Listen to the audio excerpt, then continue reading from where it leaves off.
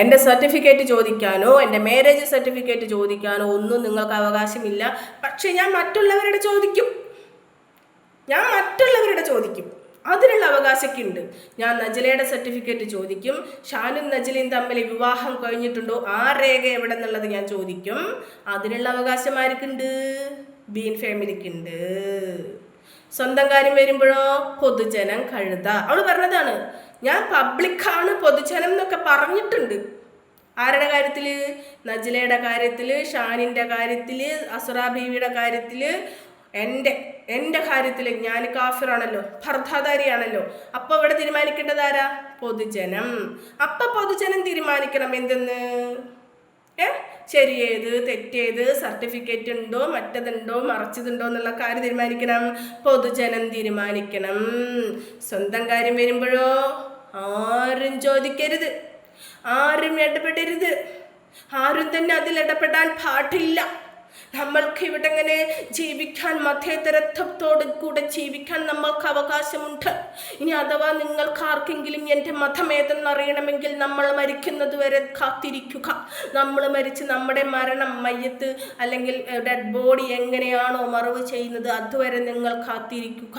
പക്ഷെ മറ്റുള്ളവർ അത് പറ്റത്തില്ല. ഷാന്, നജില, ശ്രീജ ഇവരൊക്കെ ഇസ്ലാം മതം സ്വീകരിച്ചിട്ടുണ്ടോ, കാഫിറാണോ, അതോ ഇസ്ലാം നാമധാരിയാണോ, അതോ ഇസ്ലാം ഭർത്താധാരിയാണോ എന്നുള്ളത് സമൂഹത്തിനറിയണം, എനിക്കറിയണം. പക്ഷേ എൻ്റെ കാര്യങ്ങളൊന്നും പൊതുമീഡിയ ചർച്ച ചെയ്യരുത്.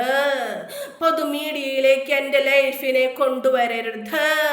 എൻ്റെ ലൈഫ് നിങ്ങൾക്ക് ചർച്ചയാക്കാനുള്ളതല്ല.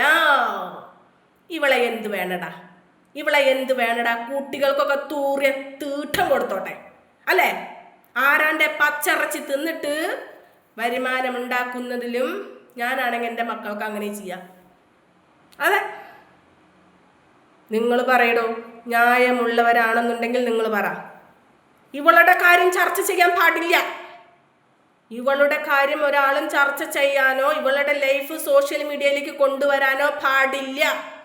മറ്റൊരാളുടെ ലൈഫ് എടുത്ത് അമ്മാനമാടാം. കുടുംബമായി ജീവിക്കുന്ന പെൺകുട്ടിയുടെ ജീവിതം സോഷ്യൽ മീഡിയയിലിട്ട് താറടിച്ച് നശിപ്പിക്കാം. ഇവൾക്ക് 6 മരുമക്കൾ കയറി വരുവാനുണ്ട്. എടാ, എന്നെ കാണുന്ന കഴുതകളോടെ ഞാൻ ചോദിക്കുന്നത്. എന്നെ കാണുന്ന നിങ്ങൾ കഴുതകൾ തന്നെ എന്ന് പറയും. അവളെ പോയി സപ്പോർട്ട് ചെയ്യുന്ന ആളുകളെ കഴുതകൾ എന്ന് തന്നെ ഞാൻ പറയും. എന്തുകൊണ്ടെന്നറിയോ? സമൂഹത്തിലെ ഇവിടെ 140 കോടി ജനങ്ങൾക്കും ഒരുപോലെയാണ് ഇന്ത്യൻ ഭരണഘടന എന്ന് പറയുമ്പോഴും ചില ആളുകൾക്ക് ഇന്ത്യൻ ഭരണഘടന അനുസരിച്ചല്ല എൻ്റെ ചാനൽ വഴി ഞാൻ പലതും പറയും എന്ന് പറയുന്ന ഈ സ്ത്രീയെ കരിവാരിത്തേക്കാൻ ഒരു മനുഷ്യരുമില്ലല്ലോ എന്നോർത്തുകൊണ്ട് ഞാൻ പറയും, കഴുതകളെ എന്ന്. ഇവളെ സപ്പോർട്ട് ചെയ്യുന്നവരെ ഞാൻ പറയും മറ്റവന്മാരെന്ന് കേട്ടാ. സ്വന്തം കുടുംബത്തെ ചിന്തിച്ച് നോക്കടാ. നിങ്ങളുടെ വീട്ടിലെ ഉമ്മ, നിങ്ങളുടെ വീട്ടിലെ അമ്മ സ്വന്തം മകളെ കൂട്ടിക്കൊടുത്തു എന്ന് തെളിവുകളില്ലാതെ ആരോപണങ്ങളുടെ അടിസ്ഥാനത്തിൽ പറയുമ്പോൾ ആ പെൺകുട്ടിയുടെ ജീവിതം 2 തട്ടിൽ നിൽക്കേണ്ട ഒരവസ്ഥ വരുമ്പോൾ സ്വയം ചിന്തിച്ച് നോക്കണോ. സമൂഹത്തിന് മുന്നിലാ, സോഷ്യൽ മീഡിയയിലേക്ക് മുന്നിലാ. 10 കുടുംബങ്ങൾ അറിയല്ല, ഒരു പള്ളി ജമാഅത്ത് അറിയല്ല. മനസ്സിലായില്ലേ? ഈ കേരളം ഒന്നാകെയാണ് അവൾ നാണം കെടുത്തിയത്. ചോദിക്കാൻ ആൾക്കാരുണ്ടെങ്കിൽ ചോദിക്കടോ, കമന്റ് ബോക്സിൽ ചെന്നിട്ട് തെളിവ് എവിടെടീന്ന് ചോദിക്കടോ. സമൂഹത്തിന് അതിൻ്റെ ഉത്തരവാദിത്തം ഉണ്ടടോ. അവൾക്ക് തെളിവ്, ആ ഉമ്മ ആരെങ്കിലും കൂട്ടിക്കൊടുത്തിട്ടുണ്ടെങ്കിൽ അതിനുള്ള തെളിവ്, സ്വന്തം മകളെ കൂട്ടിക്കൊടുത്തിട്ടുണ്ടെങ്കിൽ അതിനുള്ള തെളിവ്. അതല്ലെങ്കിൽ ഇനി അവൾ നാവ് പൊന്തിക്കരുതടോ. പറ്റുമാർക്കെങ്കിലും നിയമം വഴി പോവാൻ തന്നെ സാധിക്കുമോ? സമൂഹത്തിൽ ആരെങ്കിലും ഉണ്ടോ? ആ ഉമ്മേനെ സപ്പോർട്ട് ചെയ്യാൻ കുറച്ച് ആളുകളുണ്ടെന്ന് പറയുന്നു. നജലയുടെ വീഡിയോയിൽ ഞാൻ കേട്ടതാണ്, കണ്ടതാണ്. എനിക്ക് ആ ഉമ്മേനെ നേരിട്ട് പരിചയമില്ല, ഞാൻ വിളിച്ചിട്ടില്ല, സംസാരിച്ചിട്ടില്ല. പക്ഷെ ഒരു ഉമ്മയുടെ വേദന ഞാനൊരു ഉമ്മയായതുകൊണ്ട് എനിക്ക് മനസ്സിലാക്കാൻ സാധിച്ചു. അവരുടെ ആ ശരീരത്തെ വർണ്ണിച്ച് ഡ്രാക്കുള, ജുറാസിക് പാർക്ക്, എവിടെയാണടോ പൊതുജനം? എവിടെയാണടോ പൊതുജനം? നിങ്ങൾ പറ, എവിടെയാണ് പൊതുജനം? ആരുടെ കൂടെയാണ് പൊതുജനം? മറ്റൊരുത്തനെ ശരീരത്തിൻ്റെ രൂപത്തിൽ അവനെ വികൃതമാക്കി സംസാരിക്കുമ്പോൾ സപ്പോർട്ട് ചെയ്യുന്നവരാണോടോ, ലൈക്ക് കൊടുക്കുന്നവരാണോടോ പൊതുജനം? നിരാലംബയായ ഒരു പെണ്ണ് തെറ്റ് ചെയ്യാത്ത മനുഷ്യർ ഈ ഭൂമിയിലില്ലടോ. 5 പേരെ കൊന്ന് ജയിലിൽ കിടക്കുന്ന അഫാൻ ചെയ്ത ആ ഒരു തെറ്റ് ചെയ്യാൻ കാരണം എന്താ? കടബാധ്യത, ധൂർത്ത് അല്ലേ? അവനെ പ്രേരിപ്പിച്ചത് എന്താ? 5 പേരെ കൊല്ലാൻ, സ്വന്തം പെറ്റുമ്മയെ വരെ കൊല്ലാൻ തോന്നിപ്പിച്ചില്ലടോ. അതിലും വലിയൊരു തെറ്റ് നജ്ല ചെയ്തിട്ടുണ്ടോ?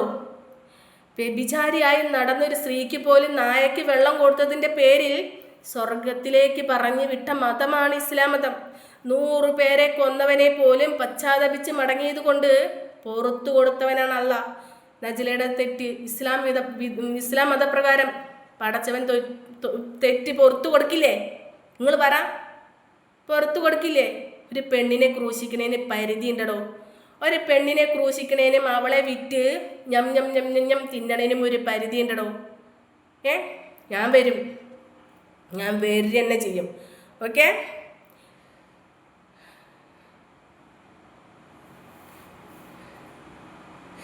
വീട് കയറി വെട്ടും തടി പോസ്റ്റ് താത്ത ഞാൻ ഉണ്ട് കൂടെ. ഒരു തൂമ്പ് വാങ്ങി കിളയ്ക്കാൻ പോടി. നീ പോടാ, നിന്റെ തള്ളേനെയും പറഞ്ഞു വിടറാ. എന്ത് ചെയ്യണമെന്ന് ഞാൻ തീരുമാനിച്ചോണ്ടാ കേട്ടോ. ഞാൻ ഈ മാസം പിന്നെ അടുത്ത മാസം ഒരാഴ്ചയിൽ എന്തുകൊണ്ടാ മക്കയിലേക്ക് പോവാണ്. ഞാൻ മക്കത്താണ്, അപ്പോൾ എനിക്ക് തെറി കേൾക്കാൻ പാടില്ല. സോറി, എനിക്ക് വേണ്ടി ദുആ ചെയ്യട്ടോ. ഇത്താ നിങ്ങൾ ഇത് വിട്ടേ, ഇജാതി വാണങ്ങൾക്കൊന്നും സ്പേസ് കൊടുക്കരുത്. അവൾ സംസാരിക്കുമ്പോൾ പറയടോ, 10 പേരെ എനിക്ക് മാറ്റാൻ സാധിച്ചാൽ അതെൻ്റെ വിജയമായിട്ട് ഞാൻ കരുതും. ഓക്കെ, 10 പേരെങ്കിലും അവൾക്കെതിരെ സംസാരിക്കാൻ തുടങ്ങിയാൽ, അവളുടെ കമൻറ്റ് ബോക്സിൽ പോയി കമൻ്റ് ഇടാൻ തുടങ്ങിയാൽ അതെൻ്റെ വിജയമായിട്ട് ഞാൻ കരുതും. പക്ഷെ ഒരു കുഴപ്പമുണ്ട് കേട്ടോ, വേറൊന്നുമില്ല. നെഗറ്റീവ് കമൻറ്റ് നമ്മളവിടെ വെച്ചിരിക്കില്ല.